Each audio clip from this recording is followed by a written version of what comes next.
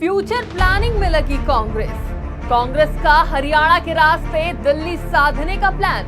विधानसभा चुनावों में बनेगी इंडिया गठबंधन से बात। क्या है कांग्रेस की 90 के बदले 30 वाली राजनीति।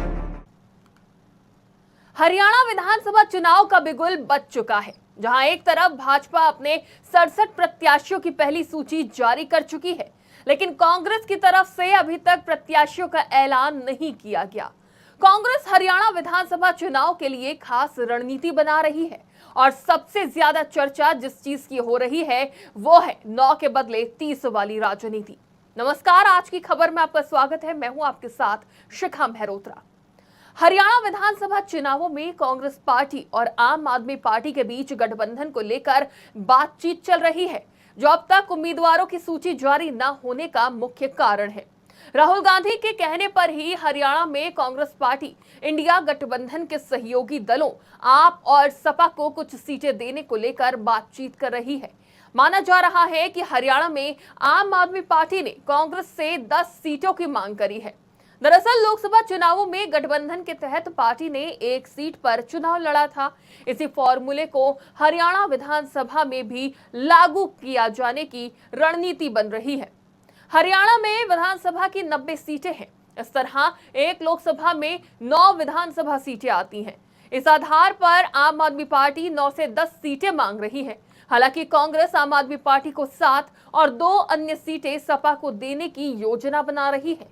हरियाणा में कांग्रेस गठबंधन के तहत सीटों के बंटवारे पर विचार कर रही है, जबकि पार्टी नेतृत्व खासकर राहुल गांधी इसे एक व्यापक रणनीति के हिस्से के रूप में देख रहे हैं। यह गठबंधन केवल हरियाणा तक सीमित नहीं है, बल्कि इसका प्रभाव दिल्ली के आगामी विधानसभा चुनावों पर भी पड़ सकता है। दिल्ली में विधानसभा की कुल 70 सीटें हैं। यहाँ एक लोकसभा क्षेत्र में कुल 10 विधानसभा सीटें हैं। अगर लोकसभा चुनाव का फॉर्मूला लागू होता है और अगले साल अगर दिल्ली में विधानसभा के लिए दोनों दलों के बीच गठबंधन होता है, तो कांग्रेस इसी आधार पर दिल्ली में 30 विधानसभा सीटें मांग सकती है। यानी हरियाणा में 9 सीटों के बदले दिल्ली में 30 सीटें। मौजूदा वक्त में दिल्ली में कांग्रेस के पास एक भी विधायक नहीं है। 2020 के विधानसभा में दिल्ली में आपको बम्पर जीत मिली थी। उसे यहां की 70 में से 67 सीटें हासिल हुई थी। लेकिन लोकसभा चुनावों में दिल्ली में कांग्रेस और आम आदमी पार्टी का गठबंधन बुरी तरह से फेल हुआ। पूरे देश में जिस तरह कांग्रेस की रणनीति का असर देखने को मिला है, इसके बाद अब कांग्रेस फ्यूचर प्लानिंग कर रही है और हरियाणा के रास्ते दिल्ली विधानसभा चुनाव भी साधना चाह रही है, जिससे न सिर्फ इंडिया गठबंधन बल्कि कांग्रेस की स्थिति भी मजबूत होगी। फिलहाल के लिए इतना ही। देश और दुनिया की तमाम खबरों के लिए देखते रहिए आज की खबर।